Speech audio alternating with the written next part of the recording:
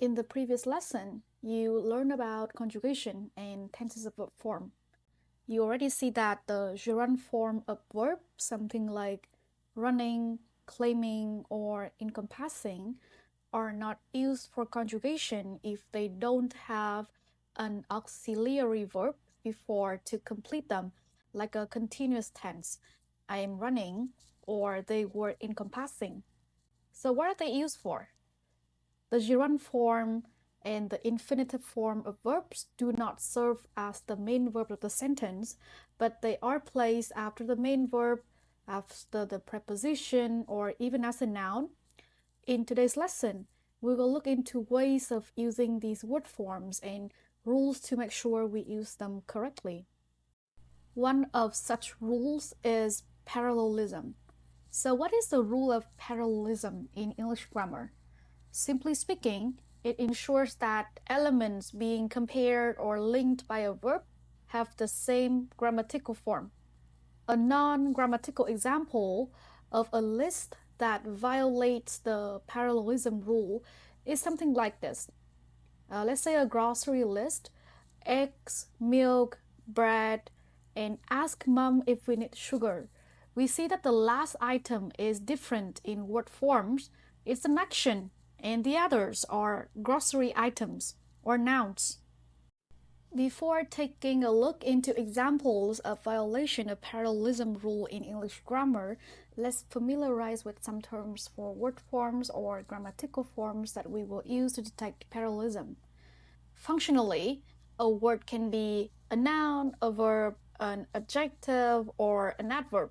So this means a nouns with a noun like a car and a bike are parallel or similar in word form, but a car and biking are not because they are a noun and a verb. Pretty and fit are parallel because they are both adjectives, but pretty and work out regularly are not because work out regularly is a verb with an adverb to describe intensity or frequency of that action.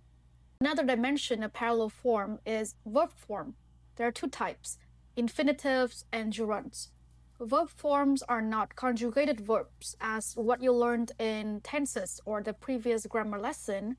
They are form of verbs that make them become nouns, adjectives, or adverbs. So technically, not verbs anymore.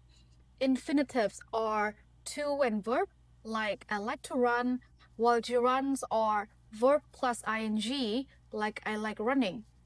We also want elements to take the same verb forms if they are compared or linked. Another dimension of grammatical form is a noun phrase versus a clause. So essentially, a clause needs to have a subject and a conjugated verb. We already know this in the previous lesson, but a noun phrase does not have the conjugated verb. For example, the clause "she is beautiful" is different from the noun phrase "her beauty." Now let's see some example of violated parallelism. Let's take a look at the first wrong example. We see that the series of verbs flying, riding, and to drive follow after the main verb like. Notice that they are not conjugated verbs, but they are verb forms that take either the gerund form, like flying or riding, or the infinitive form, like to drive.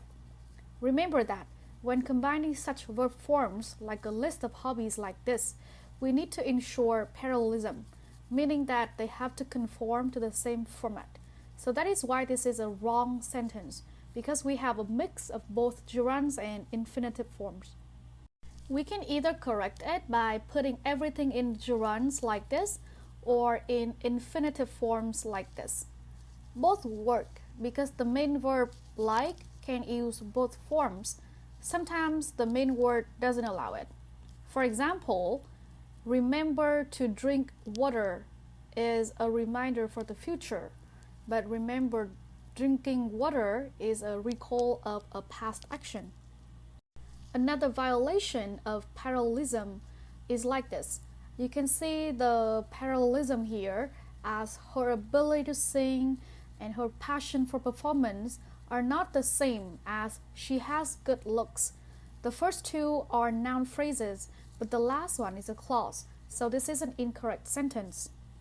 To correct it, we change the last one into a noun phrase as well, because it ensures that after the main verb admire, these are all noun phrases and not clauses. Because you don't say fans of Beyonce admire she has good looks, so there's no way we should change all of them into clauses. Violation of parallelism can also be like this, where the verb tenses don't agree with each other. The first and last verb here are in past simple, but the second is in the present simple form. So we correct that second one into the past simple to ensure parallelism across all verbs. The sentence sounds good on paper, but you should know by now that it's wrong to connect two complete clauses with the fun voice and no comma. If you need some revision on this, go back to lesson 3 to revise on run-ons. In terms of parallelism, this is also violating it because both sides of this conjunction and should be the same type of word forms or have the same function. Here, the two sides of and should indicate the specific things that I respect about him. So both reasons should be the same word form, such as a noun phrase like his eloquence. So we correct this phrase by transforming this clause to the noun phrase similar to his eloquence, so his bravery instead. Parallelism needs to be ensured in comparison as well. In this example, more than is a conjunction for comparison, like and is the conjunction for list. So the two sides of this conjunction also need to be similar in word form. Singing is in the gerund form because it follows after the main verb like, so dance also needs to mirror this format instead of this infinitive form.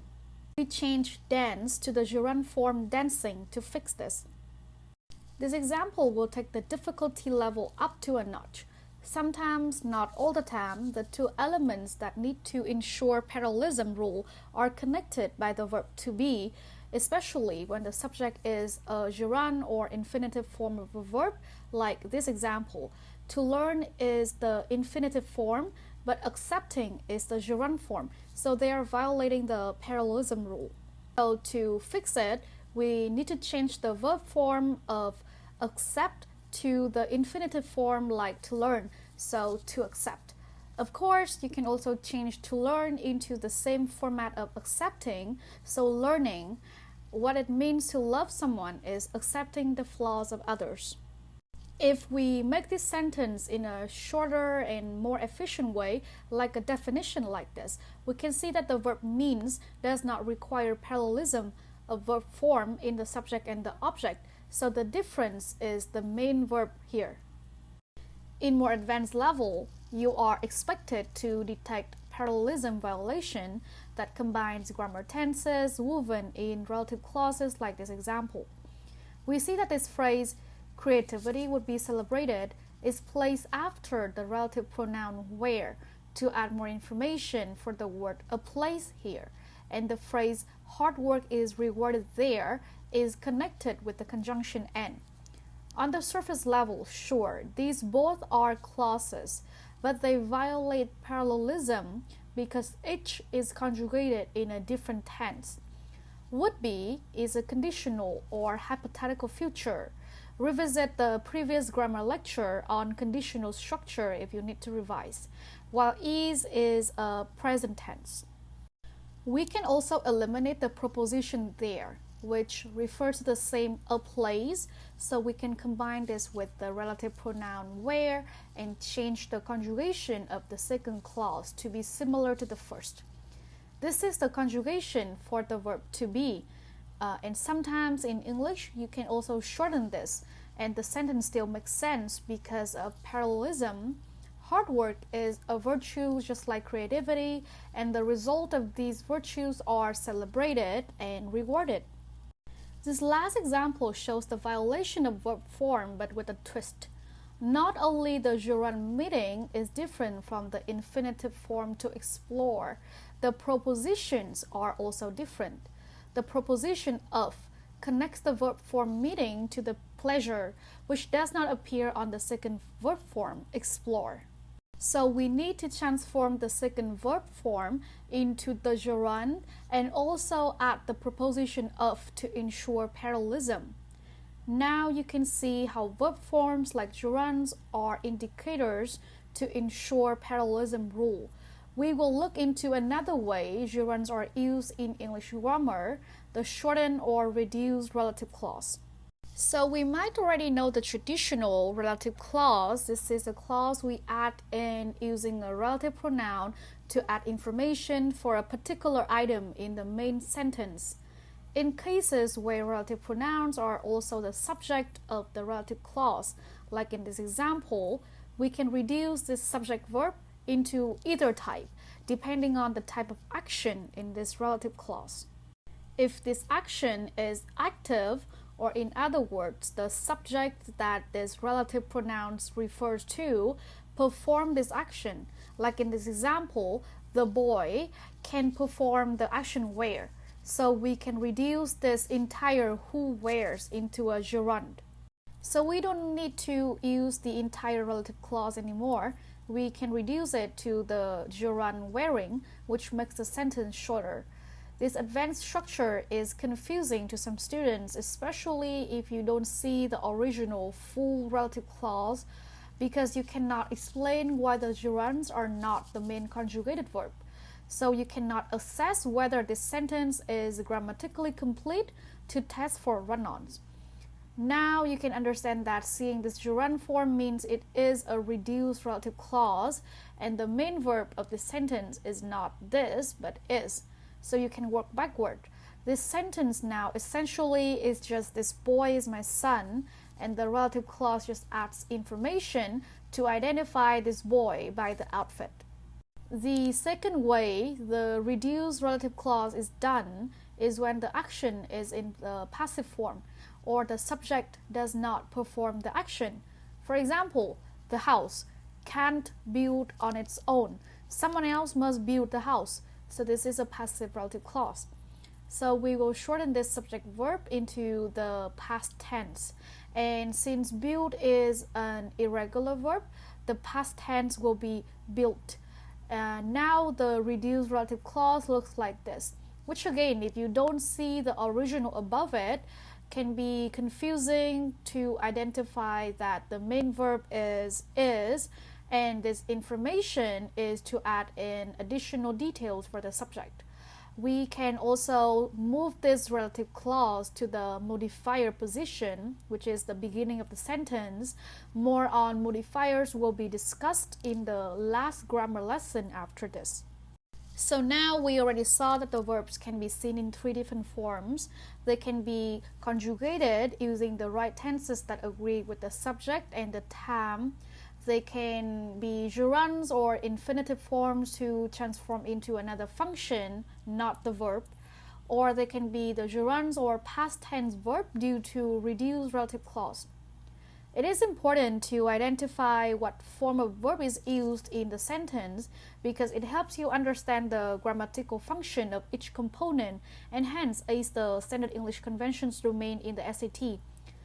Let's combine everything we have learned so far into solving real SAT questions, and you will be surprised on not only you can solve these questions with very high confidence and accuracy, but also using a very short amount of time. You can quickly solve this question by using parallelism, which is very easy to spot because the sentence is listing multiple items.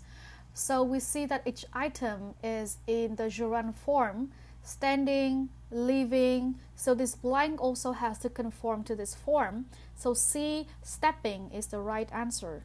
There is also a question that can be quickly spotted as application of the parallelism rule. These items are verb forms like to go to college, blank, and work.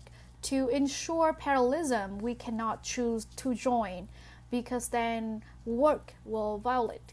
So we can only choose join and make all three verb forms into infinitive forms without the to, as they all share the same to right at the beginning. Similarly, using parallelism, we see that both verb forms before and after and have to be similar. Since to bond with others is an infinitive form, we choose A to learn about the world because it is in the similar format. Notice that other answers technically convey the same meaning, but B and D are phrases with subject and verb, and C is a gerund with a different preposition. All violate parallelism. We see that the element before the conjunction and is for its coffee culture, so we want to ensure parallel form in the blank, which is A. For robustness of your answer, don't forget to go through other answers to eliminate using your knowledge of parallelism too. B is a gerund form, so it is different from the noun phrase its coffee culture. C is a right noun phrase but wrong preposition, and D is a clause. Now you probably can quickly spot the list that we need to check for parallelism. All the listed elements are names of famous attraction in France, so the blank has to be a name as well. It is tempting to look at answer B, but in terms of grammatical form, this is a reduced relative clause. The full form of it will be the landmark, which is called the Arc de Triomphe, will be still counted as a clause and not a name like the Louvre or the Eiffel Tower. So the correct answer is D. This question does not use parallelism in the form of list. In fact, you are asked directly for the right verb form of join. This is why you need to have a good grammatical foundation to analyze the full sentence to understand what function this verb plays. We see that the subject is this researcher and the main verb is already conjugated right after it, left. So this blank cannot be a conjugated verb since there is no connecting conjunction like and. We can eliminate all B, C, and D. On another hand, this has to be a verb form that follows the main verb left. So she left this place to join another place. Answer A hence is the only correct one using whatever method of reasoning. Hopefully, after this lesson, you are now more confident with analyzing grammatical functions of more complicated phrases where multiple verb forms are involved. This is one of the most important skills to ace the Standard English Convention domain in the SAT, which makes up around 10 to 14 questions that should be completed with 100% accuracy and in a relatively shorter period of time compared to other skills that require more reading time.